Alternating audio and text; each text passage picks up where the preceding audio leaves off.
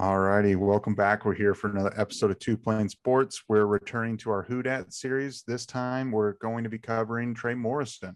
But before we get into it, we just want to remind you: hit the like button, subscribe, turn on the notification bell, follow us on Twitter, Instagram, Spotify, Facebook, and Apple Podcasts. Everything's at Two Plane Sports. It's all linked below.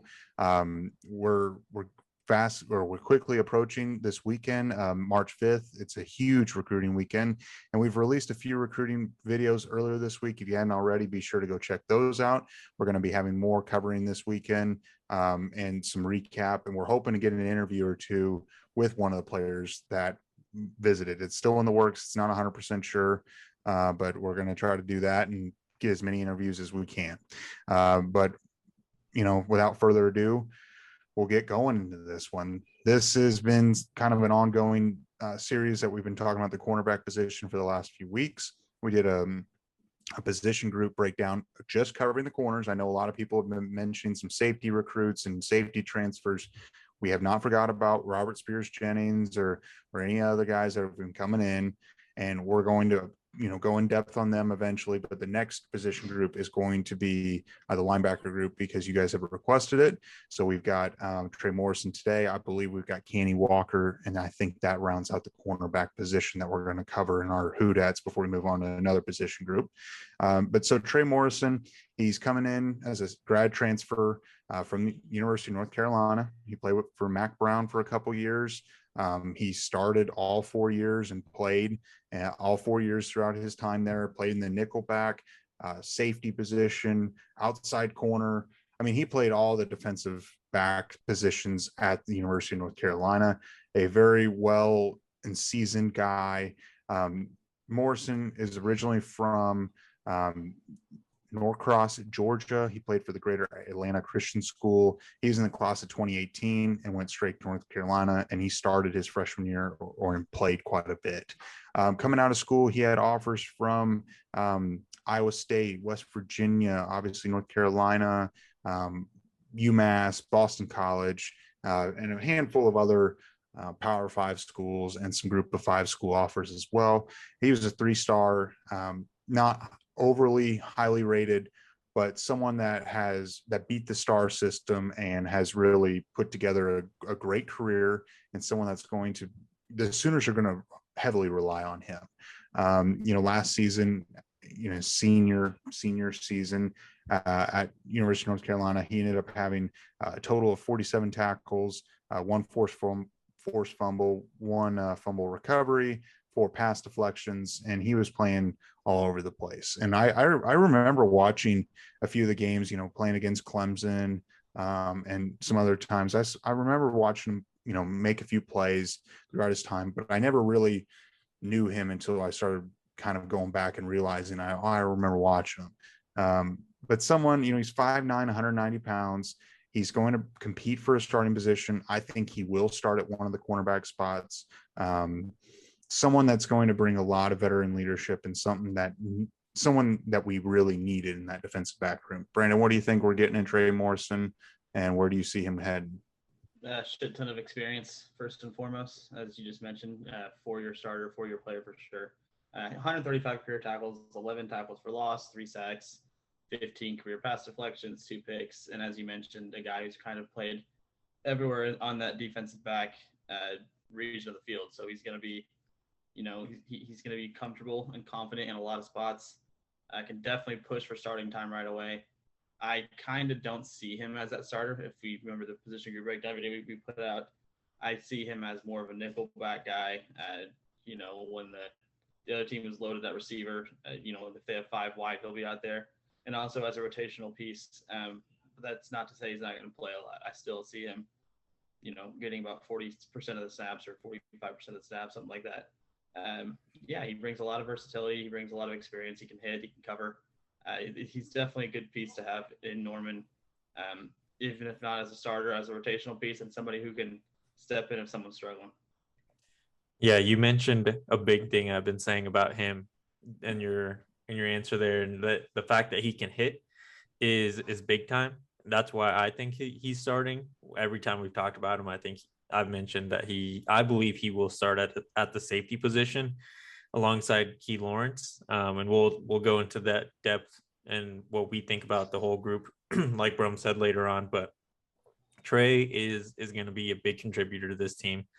And I think it's the first, whenever we talked about him, it was the first time I said he's not a soft guy. He will lay someone out as soon as the ball is in their hands or the ball's going in their direction. And it's going to be fun to watch him play over this next year. I don't know if I think he might be kind of a Swiss Army knife in a way. He might be like moved between safety and nickel, just depending on giving Billy Bowman some rest. Just because I project Billy to be the nickel for this year, but we'll see how it goes. Obviously, there's going to be a lot of competition with the defensive backs, given that it's a new staff and really everyone's got a fresh start. They all have to learn a new defense. They all have to learn what their coaches want out of them. So, I mean, we'll see at the end of the day. But this guy is going to be important somehow, if not on the field, in the locker room, and making sure the guys are ready to play on Saturdays. Yeah, and something that I know we've talked about quite a bit is some of these kids that are returning and have been on the roster, they haven't been getting the great cornerback coaching that they really should have been getting at the University of Oklahoma with Roy Manning, ex-linebacker, and that's all he's ever coached and played. So I think in a way, Trey Morrison could come in and be like a coach on the field.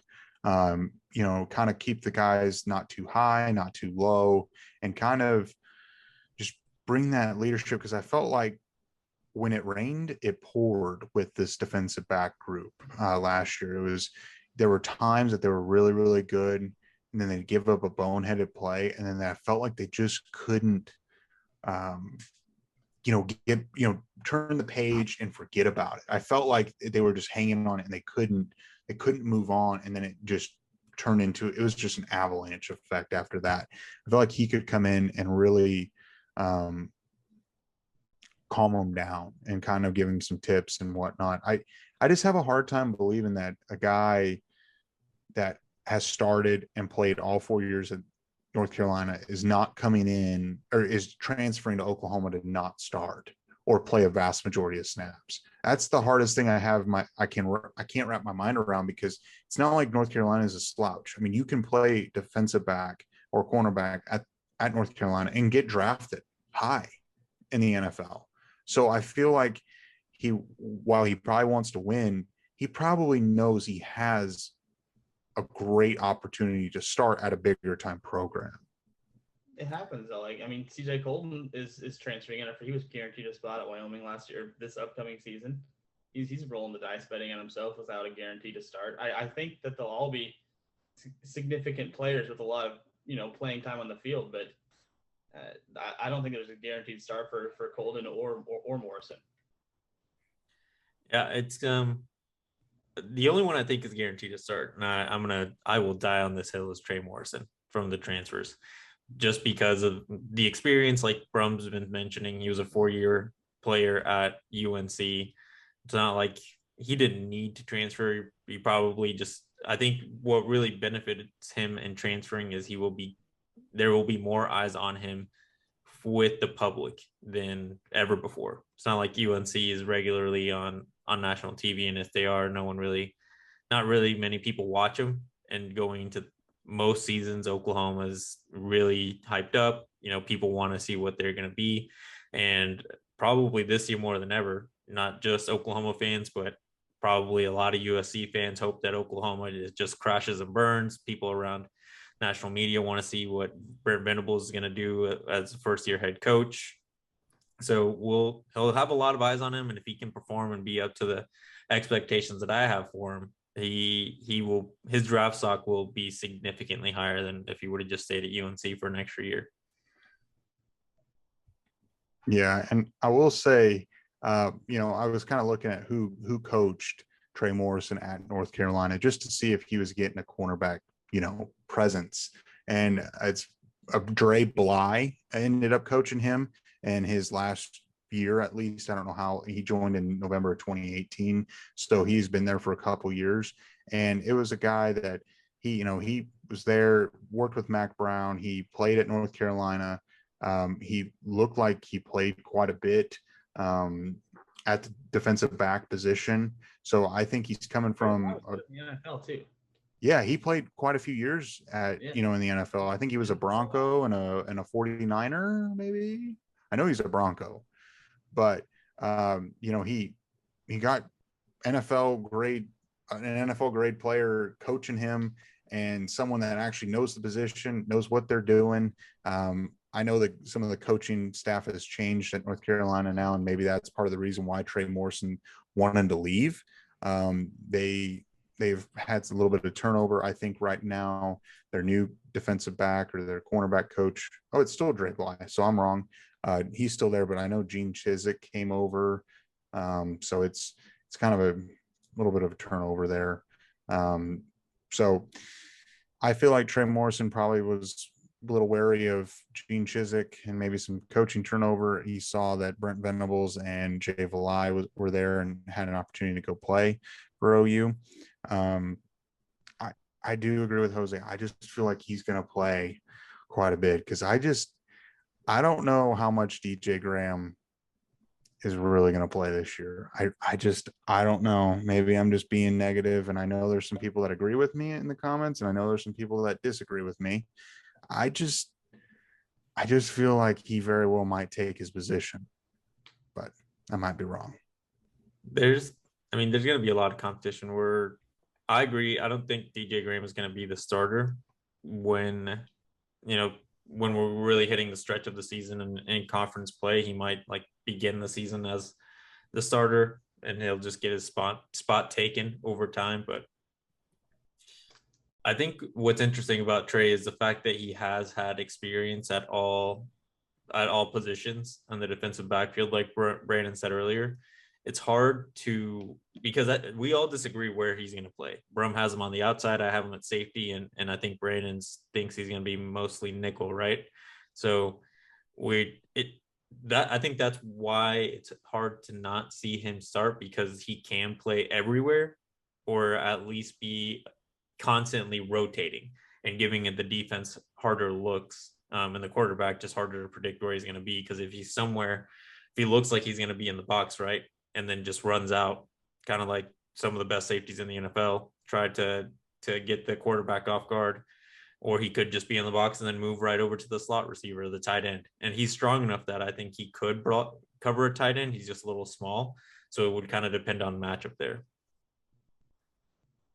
I think the point you alluded to earlier too about just exposure in his last year of college football is going to help him out a lot too, as far as his future career when he's talking about playing at the next level and things like that. Because you're right, as far as Oklahoma is going to get much more eyes, much more scouts than a North Carolina would. No offense to North Carolina, and I also think he has a better chance to win at Oklahoma versus North Carolina. And why not try to finish your last year of college football, winning or doing more than you have at North Carolina. I agree with the coach in the field type thing. He's an interesting prospect to me, and I definitely have him playing a lot. I just don't see him starting as you guys do. Yeah, I was curious with Trey Bly because I didn't remember exactly where he played. But he was the second round pick of the St. Louis Rams, and he went on to play with the Detroit Lions and then the Broncos for a couple of years, and then finished up with the 49ers. But yeah, he had great coaching there. Second round pick, he's a Pro Bowler and everything else. So I think in that regard, he already has a leg up on DJ Graham. He's played more games than DJ Graham. And granted, I'm not saying the ACC is at the same level as the Big 12. I mean, it's comparable. But he played against, Clemson, and that's the big time school. And he, for the most part, held up and played well. And I just feel like he's going to play quite a bit. I might be wrong. But you want to do some percentages over unders? All right. So for Trey Morrison, for the defensive snaps, I'm going to set it at,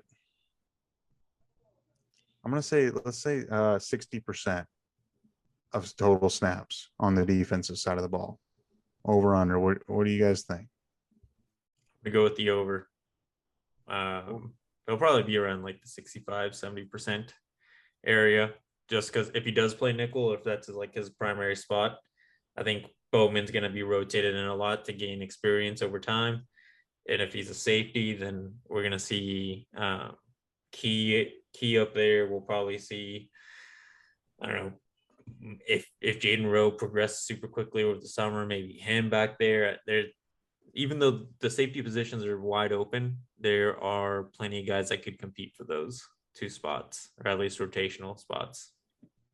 I'm going to pick the unders because I have him as that rotational piece, third down guy, heavy set receiver guy. So I'll probably in the 40-45% region. Okay.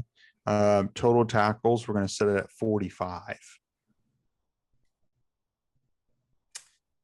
I'm going to go with that's hard. I'm going to go under just because I don't think he'll, even though he does hit hard and he flies to the ball, it's going to be tough to rack up that many tackles with some of the other players that'll be on the field with him. Yeah, 35 to 40 tackles for me, so I'm taking the under as well. Yeah, I don't think I said that my playing percentage. I think he'll play over 60%, and I think he'll have more tackles than that. Just because I feel like he's going to be in that 65, close to 70%. Because it's tough to say exactly because we don't know what this coaching staff they want to do in their rotation. And we watched one defense that was rotating all the time, almost too much. I mean, it was ridiculous how much they were rotating. I felt like the guys were getting more tired running on and off the field, 50 yards each way, each time. I felt like they were wasting more energy doing that. I feel like there's going to be rotation, but I can't say that it would be more because I think about those Clemson defenses. I mean, when Dexter Lawrence was there and all those, studs, they played all the time. And it wasn't like they were off the field very often. I mean, they were off the field 20-30% maybe of the game, but they were there for 70-75%. When you're the number one, I feel like in Brent Venables' defense, maybe it's just because he's got incredible players there. You played all the time. And I think you got to let the best player play. I mean, if you let Perrion Winfrey play 75% of the snaps, I wonder what he would have put up. I don't know exact percentage that he actually played.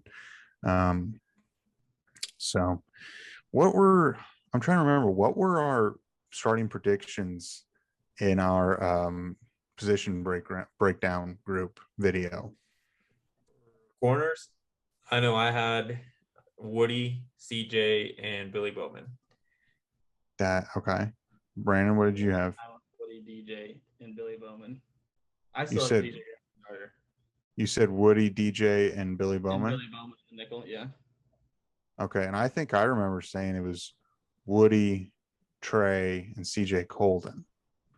Yeah. As the starters. Yeah, that's what. That sounds okay, right. I was just trying to refresh my memory. I mean, after going through the guys that we've talked so far, any second guesses? Or you keep sticking with it? I'm sticking with it. I will forever believe Billy Bowman's going to be the best out of this group once he's done, but he's got some maturing to do, and the nickel spot seems to be his best place. So that's why I don't think Trey's going to take it. He's definitely better than the nickel. I'm sticking with what I have too. I still like DJ Graham. Yeah. Not that I don't like him. I do like him, but he was getting toasted quite a bit. Something's got to change there. Maybe it's going to change over training, and he can start, which I hope he does, because he did have that dope interception, which probably shouldn't have done it, but it was cool. But it was fun. So we'll see. But as of now, with how his performance was last year, I think there's a lot of learning that he can do. Yeah, and I don't think Trey Morrison would start in that nickel spot because he played nickel as a freshman, and ever since then he's been playing that safety outside corner position and following, as their number one guy. So it'll be interesting to watch. Someone that I think was desperately needed, and I feel like the Sooners aren't done with transfers after the spring, until spring ball finishes. So we might see someone come in as a late addition to this defensive back room. I don't know for sure, but I think they're going to take someone, whether it's a DB or quarterback or linebacker or someone. There's going to be someone joining this team. Quarterback. I think they're going to take another quarterback. I still do. Jaden Daniels. We can always dive into that some other day. Yeah. So, no, this one's kind of a short and sweet one. I mean, to recap, he's played big time games. He's played in the Orange Bowl. He's seen about everything probably at this point. Someone that is going to contribute, and someone that could improve his draft stock tremendously if he works hard, plays well for one season. He could go from an undrafted guy to a, round 2, 3, or 4 type guy if he plays like he should. I mean, I feel like he has the capabilities of it. He might be a little bit small on the smaller side, like he's 5'9", but here's the deal. He's not a bookie. That's all I got to say. He's not bookie. It's true. Throwing shade on Brendan Radley Hiles on 2 Plane Sports tonight. I'm just saying this just because he's shorter. I still think he's going to play. I think he plays bigger than what he measures. I hope there's some Brendan Radley Hiles fans in the comments who come after your ass. Yeah, they're probably going to let me know that RJ Young would be very disappointed in me. But oh yeah, he would. I just am not. I'm just not a big fan of Bookie. I mean, he was fine, but just not what we needed. So, you guys have any final thoughts before we wrap this one up? It was kind of a short one, not a whole lot to say other than I just think he's going to be a big time contributor. I do think that something we haven't mentioned at all is I wonder if you watched any tape on the Brent Venables defenses because they weren't in the same conference. So, if he ever, I don't know how much he could have studied him, probably not very much when he was preparing for those Clemson games. He's probably watching more so offensive tendencies, but be interesting to see if he ever kind of checked out the schemes that they were running over there, because he might have felt super comfortable with what they were running and saw himself succeeding in that defense. Yeah. I mean, you're right. I mean, it's definitely a familiar opponent. Granted, different sides or the same side of the ball, but when you're sitting down watching film, you're probably seeing the other side of the ball at some point too. So, someone that has been needed, and I think we're going to be happy. So, I mean, before we wrap this one up, I guess I got to ask the question off Brandon's board is, would you rather, Jose, fight 3 tigers or 25 penguins? I will take 25 penguins.